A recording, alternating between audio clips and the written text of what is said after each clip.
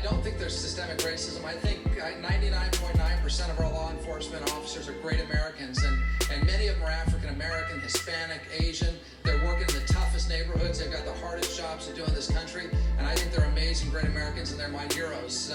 But you know what? There are some bad apples in there, and there are some bad cops that are racist, and there are cops that are.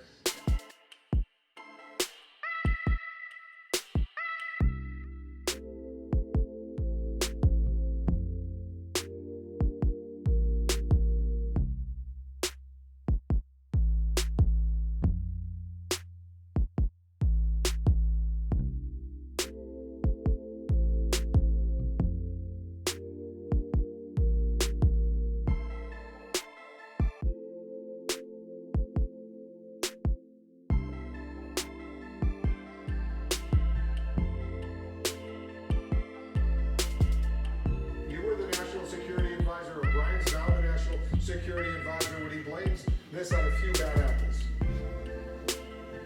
Well, when he says there's no systemic racism, it's ridiculous, and it's so out of touch. You know, we sat in the same corner office of the West Wing of the White House. We had the same job, but there's a big difference between us. I'm the mother of a black son. I'm the aunt of a black nephew. I'm the sister of a black man. And every day when they go out, whether they're driving or jogging or bird watching, as my son likes to do, I fear. I live with that visceral fear that something terrible could happen to them, that they could be jacked up or worse, shot and killed. Robert O'Brien doesn't live with that fear. And that's the difference. That is racism. That's a system that is unfair, that treats African Americans very differently, regardless of their education, their socioeconomic status, based on the color of their skin. So to say it's not systemic is deeply out of touch.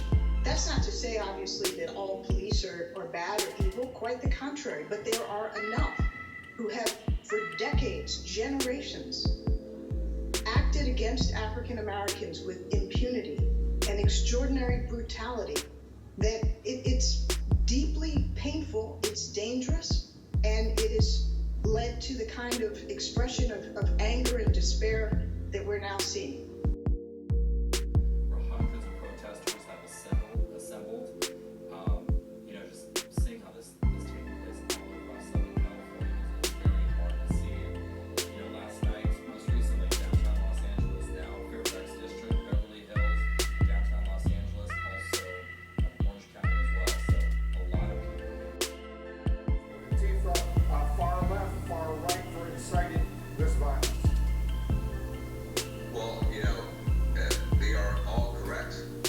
There is a toxic mix, and not just frankly in that city, but across the country, where you do have these right-wing elements. If you look at the white supremacist websites and that kind of stuff, they are focused on this. They're targeted. They're coming in as agents provocateur, trying to discredit the protest by adding to violence, adding arson. You do have some left-wing anarchist elements that are also there, who are proud of what they're doing. They're not pretending to be something that they're not. And then you also, as always, you have just some troublemakers and knuckleheads out there as well. And so in this mix, you got that element. But what I want to point out, there are 40 million African Americans in this country. It's a very large number. 99.9999% of us, heartbroken though we are, disgusted though we are, terrified though we are behaving nonviolently, peacefully. We're on social media, we're calling our elected officials, we're trying to get something done, and 0.00001%.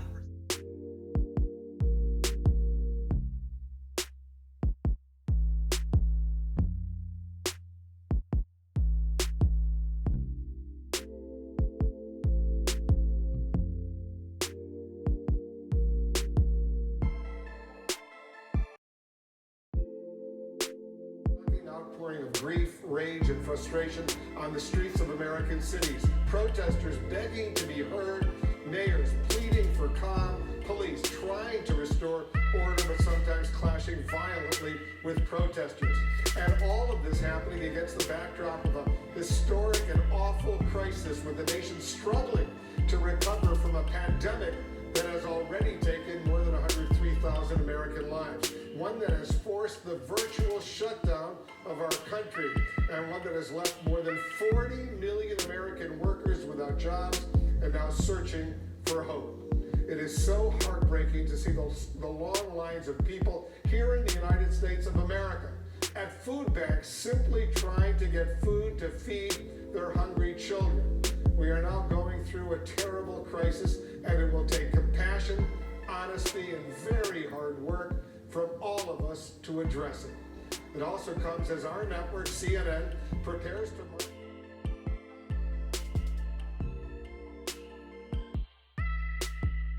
Making sure that any protesters on the street stay moving. No one's allowed to congregate and kind of test in that particular area or establish a stronghold in one area. Constant movement is the key to dissipating some of the larger crowds. And we see that is working. People are moving in the direction the police are pushing them in all the places that we've seen.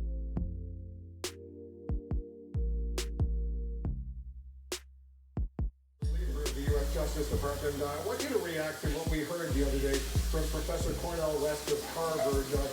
He says, I'm quoting him now, the Black Lives Matter movement emerged under a black president, black attorney general, and black Homeland Security secretary, and they couldn't deliver. When you hear that, you were the attorney general at that time, what's your reaction? Well, I thank Professor West for raising these issues. He's talking about trauma that is literally as old as our country.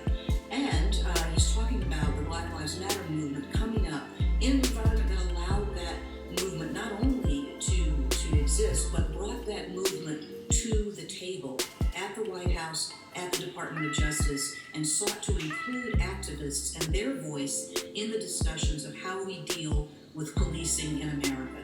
That was what the focus of the Obama administration was about. Certainly it was my focus as Attorney General. Unfortunately, we have lost the voice of the community when it comes to community policing at this time. Look, this is an intrinsic problem. It is, as I mentioned, a problem as old as our country, and it requires consistent, persistent effort, not just to deal with the case about Mr. Floyd and the way he lost his life in front